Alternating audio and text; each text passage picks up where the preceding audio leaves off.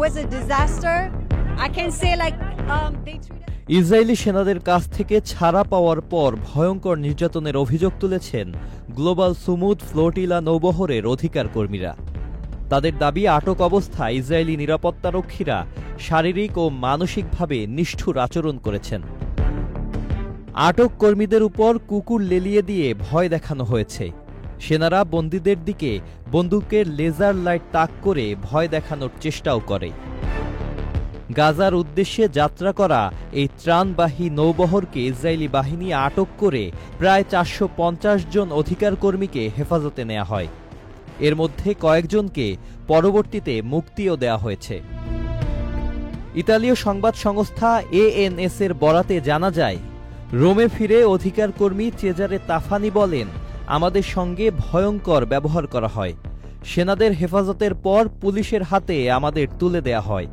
সেখানেও আমরা হয়রানির শিকার হই। ইতালির ইসলামিক কমিউনিটিজ ইউনিয়নের সভাপতি ইয়াসিন লাফরাম, যিনি অধিকার কর্মীদের সঙ্গে মিলানে পৌঁছান, তিনি বলেন, আমাদের উপর অস্ত্র তাক করে সহিংস আচরণ করেছে। নিজেদের গণতান্ত্রিক রাষ্ট্র হিসেবে দাবি করা একটি দেশের কাছ থেকে এমন আচরণ মেনে নেওয়া যায় না। ইতালীয় সাংবাদিক সাভেরিও তোমাসি জানান, আটক অবস্থায় কাউকেই ওষুধ পর্যন্ত দেয়া হয়নি। ইসরায়েলি সেনারা আমাদের সঙ্গে বানরের মতো আচরণ করেছে। তিনি আরও বলেন, প্রহরীরা আমাদের নিয়ে বিদ্রূপ করে হাসাহাসি করছিল।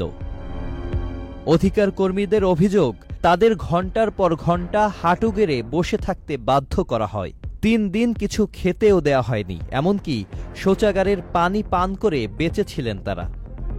মুক্তি পাওয়া অধিকার কর্মীরা এর আগে অভিযোগ করেছিলেন, জলবায়ু বিষয়ক আন্দোলনকর্মী গ্রেটা থুনবার্গকে নির্যাতন করা হয়েছে।